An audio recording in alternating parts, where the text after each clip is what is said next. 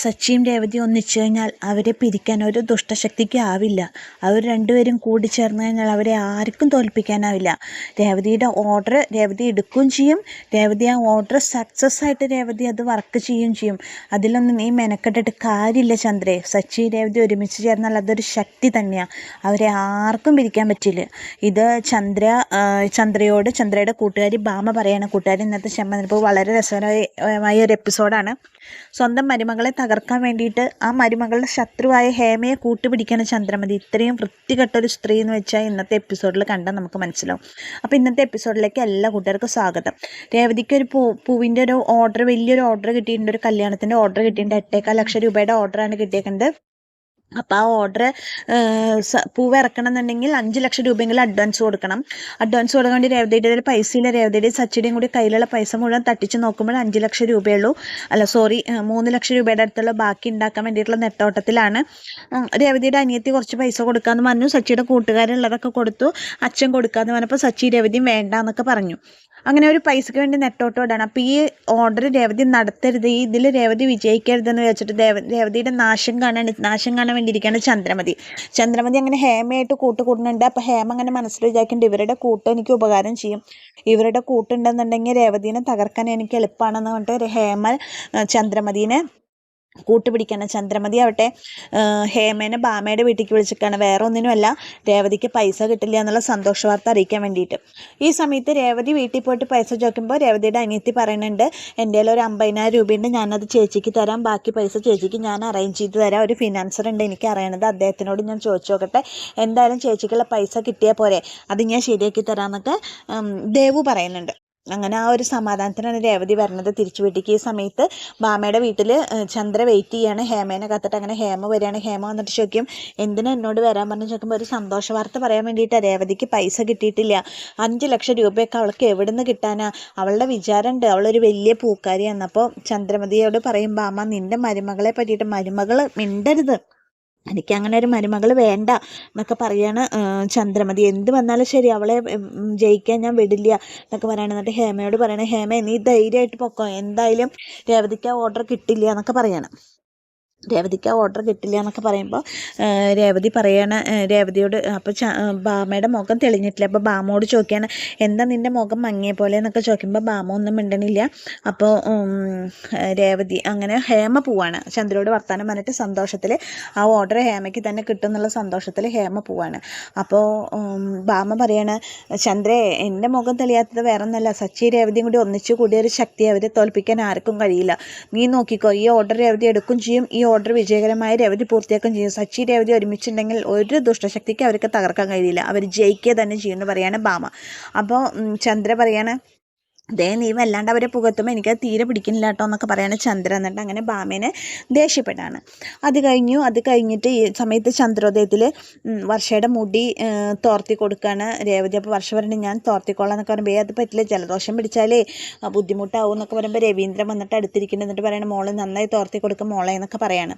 ഈ സമയത്ത് ചന്ദ്രമതി കയറി വരികയാണ്. ചന്ദ്രമതി കയറി വരുമ്പോൾ കാണുന്ന കാഴ്ച രേവതി വർഷയ്ക്ക് തല തോർത്തി കൊടുക്കുന്ന കാഴ്ചയാണ്. ഞാൻ ചെയ്യേണ്ട ജോലികളാണ് ഇവൾ ചെയ്യണം. ഇവൾ ആ പണക്കാരിയെ കൂട്ടുപിടിച്ചൊക്കെ അവൾക്ക് സിമ്പതിക്ക് വേണ്ടി കൂട്ടുപിടിച്ചൊക്കെ അവൾക്ക് എന്തെങ്കിലും കിട്ടുമെന്ന് വിചാരിച്ചിട്ടെന്നൊക്കെ പറയാൻ വേണ്ടി, നീ എന്താ അവിടെ ചെയ്യണേ? ഞാൻ വർഷയുടെ തല തോർത്തി കൊടുക്കുക, ഇതൊക്കെ ഇപ്പം നീ ചെയ്യണോ? അവൾക്ക് 2 കൈയില്ലേ? അപ്പോൾ ഇത് കേട്ടിട്ടാണ് സച്ചി കയറി വരുന്നത്. അപ്പോൾ സച്ചി ചോദിക്കും, വർഷ നിനക്ക് 2 കൈയില്ലേ? ആ ഉണ്ട്, ഒന്ന് പൊക്കി കാണിച്ചേ. അപ്പോൾ വർഷ കൈ പൊക്കി കാണിക്കുക, ഇതാ കണ്ടില്ലേ 2 കൈ ഉണ്ട്, നീ എന്നെ കളിയാക്കാം, ഇതൊക്കെ അവൾക്ക് ചെയ്തൂടെ? അപ്പം അമ്മ ഞാനൊന്ന് തല തോർത്തി കൊടുത്തു എന്ന് വെച്ചിട്ട് എന്താ ഇപ്പം പ്രശ്നം? ഇതൊക്കെ അവളേനെ നമ്മൾ സഹായിക്കേണ്ടതല്ലേ? അല്ല നിൻ്റെ മട്ടുഭാവം കണ്ട നീ ഉള്ള അമ്മായിമ്മയെ പോലെ ഉണ്ടല്ലോ. അമ്മായിമ്മയെ പോലെയല്ല, ഞാനിപ്പോൾ ഇത് ചെയ്തു കൊടുക്കണോണ്ട് ഇപ്പം എന്താ പ്രശ്നം എന്നൊക്കെ ചോദിക്കുകയാണ്. അപ്പോൾ വർഷ പറയാം, ഞാൻ ചെയ്തോളാം രേവതിച്ച് പറഞ്ഞാൽ നീ മിണ്ടാതിരുന്ന വർഷ എന്നൊക്കെ പറയണം. അപ്പോൾ ചന്ദ്രമതി പറയണം, ഞാനും 3 എണ്ണത്തിന് പെറ്റു വളർത്തിയതാ, എനിക്കൊന്നും സഹായത്തിന് ഒരാളുണ്ടായിട്ടില്ലേ പറയുമ്പോൾ പെട്ടെന്ന് സച്ചി പറയണം, അമ്മേ ഇപ്പോഴെങ്കിലും അമ്മ അത് സമ്മതിച്ചല്ലോ, 3 എണ്ണത്തിന് പെറ്റു വളർത്തിയിട്ടുണ്ട്, അമ്മ എപ്പോഴും 2 എണ്ണത്തിൻ്റെ കണക്ക് മാത്രമേ പറയാറുള്ളൂ, എന്നെ അമ്മ കൂട്ടത്തിൽ കൂടെ കൂട്ടില്ല, വെറുതെ എങ്കിലും എപ്പോഴും പറഞ്ഞല്ലോ അച്ഛാ അമ്മ സമ്മതിച്ചു കേട്ടോ, ഞാനും അമ്മയുടെ മോൻ തന്നെയാന്ന്, 3 എണ്ണത്തിനെ പ്രസവിച്ചിട്ടുണ്ടെന്ന് അമ്മ പറഞ്ഞല്ലോ, അപ്പം അമ്മ സമ്മതിച്ചിട്ടുണ്ട് കേട്ടോ, ഞാൻ അമ്മയുടെ മോനാന്ന് പറഞ്ഞിട്ട് സച്ചി ഇങ്ങനെ കണ്ണ് നിറഞ്ഞിട്ട് അത് പറയണം. എന്ന് പറയുമ്പോൾ എല്ലാം അങ്ങനെ മുഖത്തോട് മുഖം നോക്കുകയാണ്. ചന്ദ്രമതിയും പെട്ടെന്ന് അന്തിച്ചു പോവാണ്. കാരണം പെട്ടെന്ന് വായന അങ്ങനെ വരും ചെയ്തു. അത് കഴിഞ്ഞിട്ട് ചന്ദ്രമതി ഇങ്ങനെ ദേഷ്യം വന്നിട്ട് നിൽക്കുന്ന സമയത്ത് രേവതീനെ കുറ്റപ്പെടുത്തുമ്പോൾ രവീന്ദ്രൻ രേവതീനെ സപ്പോർട്ട് ചെയ്ത് സംസാരിക്കുമ്പോൾ ചന്ദ്രമതി രവീന്ദ്രനോട് ദേഷ്യപ്പെടുന്നത് എന്ത് പറഞ്ഞാലും സപ്പോർട്ടിന് ആളുണ്ടല്ലോ എന്നൊക്കെ പറയുമ്പോൾ വർഷ പറയണം ചേച്ചിയെ തോർത്തങ്ങോട്ട് തന്നെ ഞാൻ പോകാൻ പറഞ്ഞിട്ട് വർഷം അവിടെ നിന്ന് എഴുന്നേറ്റ് പോവാണ്. വർഷം അവിടെ നിന്ന് എഴുന്നേറ്റ് പോയി കഴിയുമ്പോൾ രവീന്ദ്രൻ ചോദിക്കും മോളെ എന്തായി ക്യാഷിൻ്റെ കാര്യം ചോദിക്കുമ്പോൾ ക്യാഷ് കുറച്ചും കൂടി ശരിയാവാനുണ്ടച്ചാ എവിടുന്നെങ്കിലും ശരിയാവും ദേവു ശരിയാക്കാന്നാ പറഞ്ഞേക്കണേ എന്നൊക്കെ പറയാണ്. അപ്പോൾ അകത്തേക്ക് പോയ ചന്ദ്രമതി പെട്ടെന്ന് തിരിച്ചു വരികയാണ് ഇത് കേൾക്കാൻ വേണ്ടിയിട്ട്. കുറച്ച് പൈസയും കൂടി വേണം അച്ഛാ, 1,00,000 രൂപയുടെ കുറവുണ്ട് എന്നൊക്കെ പറയണം. അപ്പോൾ ചന്ദ്രമതി ഇങ്ങനെ നിനക്ക് കിട്ടിയത് തന്നെയാണ്, നിനക്ക് 1,00,000 രൂപ കിട്ടിയാൽ 2,00,000 രൂപ കിട്ടിയാൽ നീ ആ ഓർഡർ ചെയ്ത തന്നെയാണെന്നുള്ള മട്ടിലിങ്ങനെ നിൽക്കുകയാണ്. അപ്പോൾ രവീന്ദ്രൻ പറയണം മോളെ നീ തോൽക്കരുത്, നീ ജയിക്കണം, നീ എന്ത് വന്നാലും നീ ആ ഓർഡർ എടുത്തേ പറ്റൂ, നീ ആ ഓർഡർ എടുത്തിട്ട് നീ വിജയിക്കുക തന്നെ വേണം കേട്ടോ എന്നൊക്കെ പറയുമ്പോൾ ഞാൻ ജയിക്കുക വെച്ചാൽ ഞാൻ ഓർഡർ എടുത്തിരിക്കും എന്നൊക്കെ പറയാണ് രേവതി. അപ്പോൾ ഇതൊക്കെ കേൾക്കുമ്പോൾ സച്ചി രേവതിയും കൂടിയിട്ട് രവീന്ദ്രനും കൂടി ഹാളിലുള്ളപ്പോഴാണ് ഇപ്പോൾ ഇതൊക്കെ കേട്ടിട്ട് ചന്ദ്രമതി അവിടെ നിൽക്കുന്നത്. അപ്പോൾ ചന്ദ്രമതിയുടെ മുഖത്തൊരു പുച്ഛഭാവം വരികയാണ്.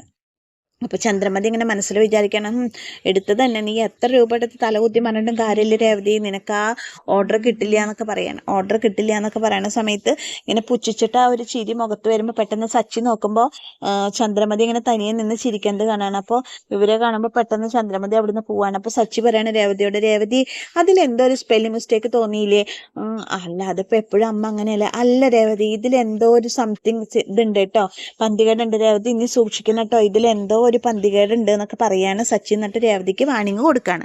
സുധിയുടെ റൂമിൽ സുധി പനിച്ച് വരച്ചിരിക്കുന്ന ചന്ദ്രമതി മരുന്ന് കഴിക്കാനുള്ള വെള്ളം കൊണ്ട് വന്നിട്ട് മോനെ ഇത് കഴിക്ക്, പനി കുറഞ്ഞല്ലോ ഇനി മാറിക്കോളും, നീ വിഷമിക്കൊന്നും വേണ്ട എന്നൊക്കെ പറയുമ്പോൾ രവീന്ദ്രൻ അകത്തേക്ക് കയറി വരാണ്. എങ്ങനെ ഉണ്ടാ ചോദിക്കുമ്പോൾ അവന് പനിയൊക്കെ കുറവുണ്ട് പറയണം.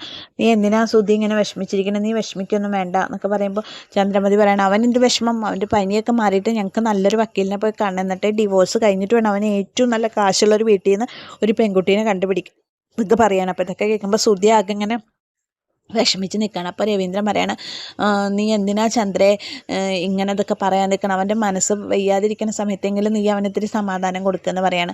അപ്പോൾ ചന്ദ്രമതി പറയണം ഒരു ഇതുമില്ല എൻ്റെ മോൻ, നിനക്ക് ശ്രുതി ഇല്ലാത്തതിൽ വിഷമമുണ്ടോ ശ്രുതി എന്നൊക്കെ ചോദിക്കുമ്പോൾ എൻ്റെ മോന് ഒരു വിഷമമില്ല, അവനെ എനിക്കറിയാം, ഞാനല്ല അവനെ വളർത്തി, രവിയേട്ടനായിട്ട് അവനെ ശല്യപ്പെടുത്താതെ ആദ്യം അവർ റെസ്റ്റ് എടുക്കട്ടെ എന്നൊക്കെ പറയാണ്.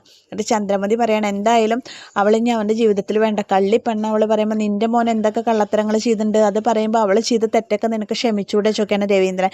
പക്ഷെ ചന്ദ്ര അതിന് സമ്മതിക്കില്ല, നടക്കില്ല രവിയേട്ടാ, നിങ്ങൾ എന്ത് പറഞ്ഞാലും ശരി ഞാൻ കള്ളി എൻ്റെ മോൻ്റെ ജീവിതത്തിൽ വേണ്ട എന്ന് പറയുമ്പോൾ രവീന്ദ്രൻ പറയണം നീ അവൾക്ക് പൈസ ഇല്ല എന്നുള്ള ഒരൊറ്റ കാരണം കൊണ്ടല്ലേ നീ അവളെ തഴയണ, അല്ലെങ്കിൽ നീ അവളെ എന്ത് തെറ്റ് ചെയ്താലും അവളെ ഇങ്ങോട്ട് കയറ്റില്ലേ എന്നൊക്കെ ചോദിക്കണം. അപ്പോൾ ചന്ദ്ര പറയണം അതും ഇതും പറഞ്ഞിട്ട് അവനെ വിഷമിപ്പിക്കാൻ രവിയേട്ടൻ കണ്ട് നീറ്റ് പോകുന്നതെന്ന് പറഞ്ഞിട്ട് ചന്ദ്ര അവിടുന്ന് മോൻ റെസ്റ്റ് എടുക്കുക കേട്ടോ പറഞ്ഞിട്ട് പോവാണ്. അപ്പോൾ രവീന്ദ്രൻ സുധിയോട് പറയണം സുധി എന്തൊക്കെ വന്നാലും ശരി നിൻ്റെ ജീവിതം നീ ആ തീരുമാനം എടുക്കേണ്ടത്, എടുത്ത് ചാടി ഒന്നും ചെയ്യരുത്, നീ നല്ല പോലെ ആലോചിക്കുന്നിട്ട് നീ ഒരു തീരുമാനം എടുക്കരുത്, നിൻ്റെ ലൈഫാണ് എന്നൊക്കെ പറഞ്ഞിട്ട് രവീന്ദ്രൻ അവിടുന്ന് പോകുമ്പോൾ സുധി ഇങ്ങനെ കിടന്ന് ആലോചിക്കുകയാണ്.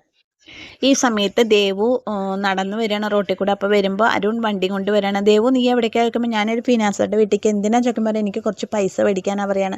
പൈസയോ കൊള്ളപ്പലിശയ്ക്കോ എന്ന് ചോദിക്കുമ്പോൾ അതെ ആവശ്യം ഉണ്ടായിരുന്നു ഏട്ടാ പറയുമ്പോൾ എന്താ വയ്ക്കുമ്പോൾ എനിക്ക് അത്യാവശ്യമായിട്ട് കുറച്ച് പൈസയ്ക്ക് ആവശ്യമുണ്ട്, അപ്പോൾ ആളേനെ എനിക്ക് പരിചയമുണ്ട്, അപ്പോൾ ആളോട് ചോദിക്കാനാന്ന് പറയുമ്പോൾ അരുൺ പറയാണ് നിനക്ക് എന്താ പ്രാന്തുണ്ടോ കൊള്ളപ്പലിശയ്ക്ക് പൈസ മേടിക്കാൻ, നിനക്ക് എത്ര രൂപയാണ് വേണ്ടി ചോദിക്കുമ്പോൾ എനിക്ക് 1,00,000 രൂപയുടെ കുറവുണ്ട്, രേവതി ചേച്ചിക്ക് ഒരു വലിയ ഓർഡർ കിട്ടിയിട്ടുണ്ട് 8,400,000 രൂപയുടെ, രേവതി ചേച്ചിക്ക് 1,00,000 രൂപയുടെ കുറവുണ്ട്, അപ്പോൾ ഞാനത് എവിടെന്നെങ്കിലും അഡ്ജസ്റ്റ് ചെയ്ത് കൊടുക്കാമെന്ന് പറഞ്ഞു. അപ്പോൾ എനിക്ക് ഓർമ്മ വന്നത് ഇയാളെയാണ്, അപ്പോൾ ഇയാളോട് ചോദിക്കാമല്ലോ എന്ന് വിചാരിച്ചിട്ട് ഞാൻ ചേച്ചിയോട് പറയുകയും ചെയ്തു പറയാണ്. അപ്പം അരുൺ പറയണേ ഈ കൊള്ളപ്പലിശക്കൊക്കെ എടുത്താൽ മുതലാവോ, അല്ലാണ്ട് ഇപ്പം എന്താ ചെയ്യുക, കാര്യം നടക്കണ്ട പറയുമ്പോൾ ഒരു കാര്യം ചെയ്യും ഞാൻ തരാം പൈസ, നീ അവരുടെ അടുത്ത് നിന്ന് മേടിക്കാൻ നിൽക്കണ്ട പറയുമ്പോൾ വേണ്ട അതൊന്നും ശരിയാവില്ല അരുണേട്ടാ, അരുണേട്ടനൊന്നും മേടിച്ചാൽ ശരിയാവില്ല, എന്താ നിനക്ക് വിശ്വാസമല്ലേ, നിൻ്റെ ചേച്ചി എൻ്റെയും കൂടി ചേച്ചിയല്ലേ എന്നൊക്കെ പറയാണ്. അത് അരുണേട്ടന് ബുദ്ധിമുട്ടാവും പറയുമ്പോൾ ഇല്ല എന്നാൽ ഓർഡർ കൊടുത്തിട്ട് പൈസ തിരിച്ചിട്ട് അരുണേട്ടൻ്റെ പൈസ തിരിച്ചു തരാൻ പറയുമ്പോൾ അതെന്താ ചെയ്യുന്ന നീ വേഗം കയറി ഞാൻ പൈസ എടുത്ത് തരാൻ പറഞ്ഞിട്ട് അരുൺ അങ്ങനെ ദേവുവിനെയും കൂട്ടിയിട്ട് പോവാണ്. ദേവുവിനെയും കൂട്ടി അങ്ങനെ പോയിട്ട് പൈസയൊക്കെ എടുത്തിട്ട് ദേവുവിൻ്റെ കയ്യിൽ കൊടുത്തുകൊണ്ട് ദേവുവിനെ ഇറക്കുമ്പോൾ പറയുകയാണ് ചേച്ചിയോട് വിളിച്ചു പറഞ്ഞ പൈസ ഉണ്ട് പറഞ്ഞപ്പോൾ അപ്പോൾ ദേവു അവിടെ നിന്നിട്ട് വിളിക്കാൻ ചേച്ചി വിളിക്കാൻ, അപ്പോൾ ഫോൺ വിളിക്കാൻ. അപ്പോൾ എന്താ ദേവു ചോദിക്കുമ്പോൾ പറയണം ചേച്ചി പൈസ റെഡി ആയിട്ടുണ്ട്, ഞാനിവിടെ ഉണ്ട്, എനിക്ക് അർജൻറ്റായിട്ട് ജോലിക്ക് കയറണം, ഞാൻ ഇവിടെ പുറത്തുണ്ട്, ചേച്ചി വേഗം വന്ന് മേടിക്കുക വയ്ക്കുമ്പോൾ ഞാൻ ഇപ്പോൾ വരാം ദേവു എന്ന് പറയാണ്. അങ്ങനെ രേവതി അവിടുന്ന് വണ്ടി എടുത്തിട്ട് വരാമെന്ന് പറഞ്ഞിട്ട് രേവതി അവിടുന്ന് പോവാണ്. ഈ സമയത്ത് അരുൺ പോവാതെ നിൽക്കുമ്പോൾ ചോദിക്കും എന്താ അരുണേട്ടൻ പോവാത്ത ചോദിക്കുമ്പോൾ അല്ല ചേച്ചി വരുന്നുണ്ടല്ലോ എനിക്ക് ചേച്ചീനെ ഒന്ന് കാണാമല്ലോ പറയുമ്പോൾ അതൊന്നും വേണ്ട, എൻ്റെ പോലീസുകാരൻ പോയി കാണേണ്ട സമയമാകുമ്പോൾ ഞാൻ കാണിച്ചു തരാം, പറയേണ്ട സമയമാകുമ്പോൾ എല്ലാവരോടും ഞാൻ പറഞ്ഞാലോ, അപ്പോൾ ഇങ്ങനെ പോയേന്ന് പറഞ്ഞിട്ട് ദേവ് പറയണം എന്നാൽ ഞാൻ പോവാലോ ചോദിക്കുമ്പോൾ ആ പോയേ പറഞ്ഞിട്ട് അങ്ങനെ അരുണിനെ വിടുകയാണ്. അങ്ങനെ അരുൺ പോയി കഴിഞ്ഞ ആ സമയത്ത് തന്നെ രേവതിയുടെ സ്കൂട്ടി വന്നിക്കാണ്. അപ്പൊ രേവതി പറയാണ്, ദേവു നിനക്ക് ബുദ്ധിമുട്ടായി ചോദിക്കുമ്പോൾ ഒരു ബുദ്ധിമുട്ടും ഇല്ല ചേച്ചി, വണ്ടി പൈസ എടുത്ത് കൊടുക്കണം, എന്നിട്ട് എത്രയും പെട്ടെന്ന് അഡ്വാൻസ് കൊടുക്കണം, എൻ്റെ ചേച്ചി ജയിക്കണം, എൻ്റെ ചേച്ചി നല്ല നിലയിലെത്തണം എന്നൊക്കെ പറയുമ്പോൾ രേവതി പറയാണ്, ദേവു നിനക്ക് ബുദ്ധിമുട്ടായി, ഞാൻ കാരണം നിനക്കും കൂടി കൂട്ടുകാരുടെ കയ്യിൽ ഇറക്കേണ്ടി വന്നത്, എവിടുന്നാ നിനക്ക് ഇത്രയും പൈസ കിട്ടിയ, ഫിനാൻസറുടെ അടുത്ത് നിന്ന് മേടിച്ചോ ചോദിക്കുമ്പോൾ ഇല്ല അത് എൻ്റെ ഒരു ഫ്രണ്ട് തന്നാ പറയാം. ഫ്രണ്ട് 1,00,000 രൂപയൊക്കെ തരാൻ മാത്രം എത്ര ക്ലോസ് ഫ്രണ്ടാണ് നിനക്കുള്ളത് ചോദിക്കുമ്പോൾ അതൊക്കെ ഉണ്ട് ചേച്ചി, ഇപ്പം എന്തിനാ അതൊക്കെ അന്വേഷിക്കണേ, ചേച്ചിയുടെ കാര്യം നടക്കട്ടെ പറയുമ്പോൾ ഏതാടിയ ക്ലോസ് ഫ്രണ്ട് പേര് പറയുമ്പോൾ അതൊക്കെ സമയമാകുമ്പോൾ ഞാൻ പറഞ്ഞോളാം. അപ്പൊ ചേച്ചി ഇപ്പോ പറഞ്ഞിട്ട് ദേവ് പറയാണ്, രേവതി പറയണ, എന്നാലും നീ എന്നെ സഹായിച്ചല്ലോ, താങ്ക് യു മോളെ പറയുമ്പോ താങ്ക് യു, അങ്ങനെ ഇപ്പൊ എന്നോട് താങ്ക് യു പറയണെങ്കിൽ ഞാൻ എത്ര താങ്ക് യു ചേച്ചിക്ക് തിരിച്ചു പറയണം, എനിക്ക് ഇങ്ങനെ ഒരു ജീവിതം കിട്ടിയത് തന്നെ ചേച്ചി കാരണം കൊണ്ടല്ലേ, അപ്പൊ ഞാൻ ചേച്ചിയോട് എത്ര നന്ദി പറയും, ചേച്ചിക്ക് ഞാൻ എന്ത് ചെയ്തു തന്നാലും തീരില്ല, നന്ദി തീരില്ല, ചേച്ചി ഇതുകൊണ്ട് പോയിട്ട് ചേച്ചി പൈസയൊക്കെ കൊടുത്തിട്ട് ചേച്ചിയുടെ കാര്യങ്ങൾ നടക്കട്ടെ എന്ന് പറയാണ്. അപ്പൊ ശരി മോളെ പറഞ്ഞിട്ട് രേവതി അവിടെ നിന്നിട്ട് ദേവുവിനെ കെട്ടിപ്പിടിക്കണം. ദേവുവിനെ കെട്ടിപ്പിടിച്ചിട്ട് ആ പൈസ മേടിച്ചിട്ട് ഇവര് പോരുകയാണ്. അങ്ങനെ രേവതി ചന്ദ്രോദയത്തിലെത്തി സ്കൂട്ടി നിർത്തുമ്പോൾ സ്കൂട്ടിക്ക് എന്തോ ഒരു കംപ്ലൈന്റ് ഉണ്ട്, ചാടിയിട്ടാണ് സ്കൂട്ടി. രേവതി ചന്ദ്രോദയത്തിലെത്തി സ്കൂട്ടി നിർത്തിയിട്ട് പെട്ടെന്ന് പൈസ എടുത്തിട്ട് അകത്തേക്ക് പോവാണ്. അപ്പൊ സച്ചി ഓട്ടം വിളിച്ചിട്ട് സച്ചി പറയണ, സാർ ഞാൻ ഒരു 10 മിനിറ്റിനുള്ളിൽ അവിടെ എത്താം സാർ, ഞാൻ ഇപ്പൊ എത്തൂട്ടോ എന്നൊക്കെ പറയുന്നുണ്ട് സച്ചി. ആ സമയത്ത് രേവതി വന്നിട്ട് പറയണ, സച്ചിയേട്ടാ ക്യാഷ് കിട്ടിയെന്ന് പറയണം. ക്യാഷ് കിട്ടി എവിടെ നിന്ന് നോക്കുമ്പോ ദേവു തന്നു പറയണം. അപ്പൊ ദേവുവിനെ എവിടെ നിന്ന് അത്രയും പൈസ ചോദിക്കുമ്പോൾ അവളുടെ ഫ്രണ്ടിന്റെ അടുത്ത് നിന്ന് മേടിച്ചു പറയാണ്. അതെ, അപ്പൊ പിന്നെ കുഴപ്പമില്ല, എന്നാ വേഗം രേവതി പൈസ ഒക്കെ റെഡി ആയില്ലേ, ഒക്കെ റെഡി ആയിട്ട് സച്ചേട്ടൻ, എന്നാ വേഗം പോയി അഡ്വാൻസ് കൊടുക്കാം, എന്നാലല്ലേ പൂ ഇറക്കാൻ പറ്റുള്ളൂ പറയാണ്. ഞാൻ അഡ്വാൻസ് കൊടുക്കാം. സച്ചേട്ടൻ ഒരു ഓട്ടം പോവല്ല, ഞാൻ ഓട്ടം പോവാ രേവതി നീ വേഗം പോയി പൂവിന്റെ അഡ്വാൻസ് കൊടുക്കാൻ, ഞാൻ കൊടുക്കാം സച്ചേട്ടാ, ഞാൻ പോവാൻ തുടങ്ങി എന്നൊരു ഓട്ടോ വിളിച്ചിട്ട് പറയണം. അപ്പൊ ഓട്ടോയോ, അതെന്തിനാ നീ ഓട്ടോ വിളിച്ചേക്കണേ, അപ്പൊ നിന്റെ സ്കൂട്ടി എവിടെയാ ചോദിക്കണം. സ്കൂട്ടിക്ക് എന്തോ ഒരു തകരാറിന് സച്ചേട്ടാ, ഉരുട്ടിട്ട് ഒരുവിധം ഞാൻ ഇങ്ങോട്ട് എത്തിച്ചത്, അത് നമുക്ക് പിന്നെ നോക്കാം, ഞാൻ ആദ്യം പോയിട്ട് ഇതിന്റെ അഡ്വാൻസ് കൊടുക്കട്ടെ പറയണം. ശരി നീ ഇന്ന് അഡ്വാൻസ് കൊടുക്കുന്ന, ഞാനും ഓട്ടം പോവാണ്, നീ ഇന്ന് അഡ്വാൻസ് കൊടുക്കാൻ പറഞ്ഞിട്ട് അങ്ങനെ രേവതിയുടെ ആ ഒരു വലിയ ഉയരത്തിലേക്കുള്ള ആദ്യത്തെ ചവിട്ടുപടി രേവതി ചവിട്ടി കയറാണ്. ഇനി ചന്ദ്രയും ഹേമയും കൂടി എന്തൊക്കെ രേവതിക്കെതിരെ കുനിഷ്ടം ഉണ്ടാക്കും നമുക്ക് കണ്ടറിയാം. അപ്പൊ അങ്ങനെ രേവതി ആദ്യത്തെ അവളുടെ ഒരു സ്റ്റെപ്പ് വിജയിച്ചേക്കാണ്. ഇനി പരാജയപ്പെടാതെ രേവതി മുന്നോട്ട് പോകുന്നു തന്നെയാണ് നമ്മുടെ വിശ്വാസം. അപ്പോൾ ഇത്രയും നേരം എൻ്റെ കഥ കേട്ട് ഇഷ്ടപ്പെട്ട കൂട്ടുകാരൻ എൻ്റെ ചാനലൊന്ന് ലൈക്ക് ചെയ്യണം, ഷെയർ ചെയ്യണം, സബ്സ്ക്രൈബ് ചെയ്യണം. അപ്പം നിങ്ങളുടെയൊക്കെ സപ്പോർട്ട് എനിക്ക് വീണ്ടും വേണം. അപ്പം എല്ലാ കൂട്ടുകാർക്കും താങ്ക്